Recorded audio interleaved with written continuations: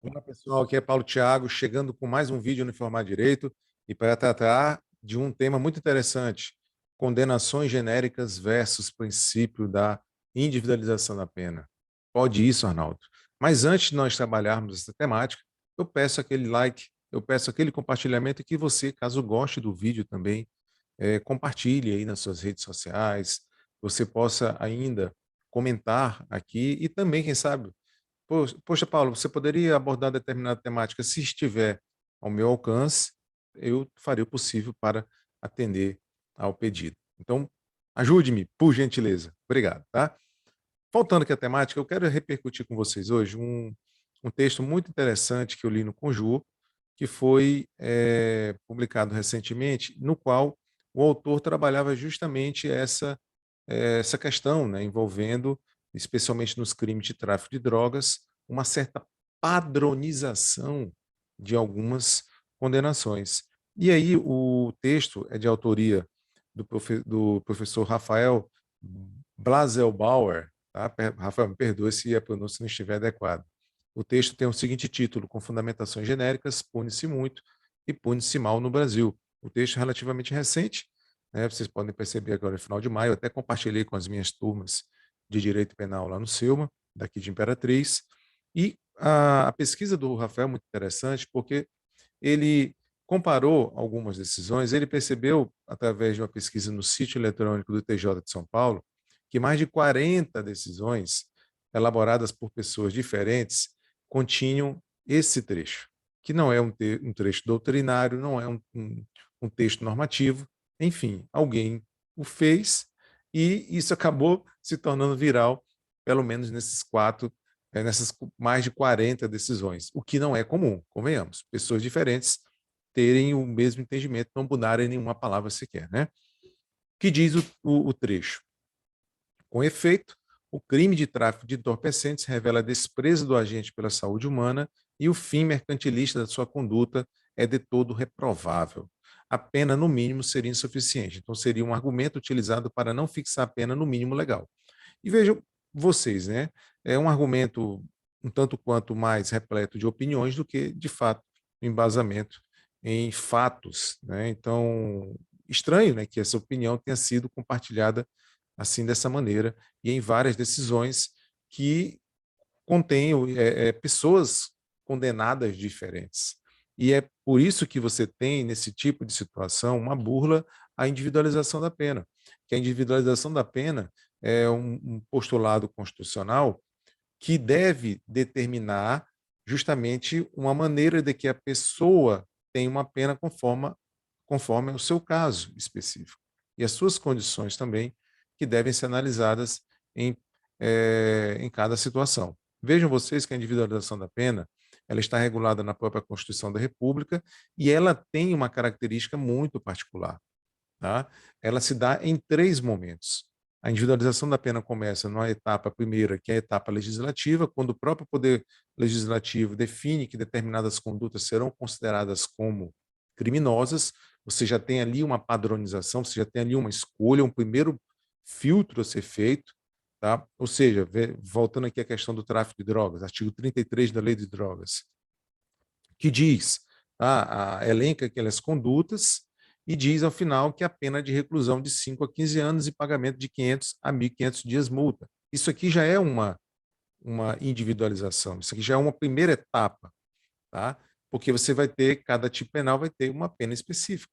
Nem sempre você vai ter o mesmo tipo de punição. Então aqui você já tem um primeiro processo, um primeiro momento desse processo de individualização, que começa com o próprio Poder Legislativo. Na sequência, essa etapa ela vai se tornar uma etapa judicial, que ocorre no processo de conhecimento, quando a sentença é feita a partir dos dados em concreto. Então, se a lei tem como norte uma previsão ou uma disposição geral e abstrata, quando esse caso chega ao conhecimento do Poder Judiciário, o Judiciário vai levar em consideração fatos em concreto. E aí ele vai analisar todas as circunstâncias que envolvem aquele fato, inclusive as características da própria pessoa. Ainda no ambiente da lei de drogas, vejam só o que diz o artigo 42. O judiciário, na fixação das penas, levará em conta o disposto no artigo 59, que trata das circunstâncias judiciais, a natureza e a quantidade da substância ou do produto, a personalidade e a conduta social do agente. Indo para o 59, nós temos as famosas circunstâncias judiciais, que são ponderadas, que são analisadas e devidamente fundamentadas na primeira etapa da dosimetria da pena, que é um tema para um próximo vídeo, para que esse não fique muito longo. Diz o artigo 59 do Código Penal: o juiz, atendendo à culpabilidade, aos antecedentes, à conduta social, à personalidade do agente, aos motivos, às circunstâncias e consequências do crime, bem como o comportamento da vítima, estabelecerá, conforme necessário e suficiente para reprovar e prevenir o crime, e aí você tem as penas aplicáveis, a quantidade, o regime e a eventual substituição da privativa de liberdade por uma restritiva de direito, se for o caso, ou de outra natureza. Vejam só que aqui você tem um momento em que o juiz, ao elaborar a sentença, ele vai estabelecer, por exemplo, por que a pena do Joãozinho é diferente da pena do Miguelzinho, ainda que eles sejam coautores do mesmo fato. E é um trabalho considerável, né? Afinal de contas, o próprio artigo 59, ele é um artigo de duvidosa constitucionalidade. Talvez nem devesse ter sido recepcionado, porque em muitos aspectos o que se leva em conta é a figura da pessoa e não o fato por ela praticado.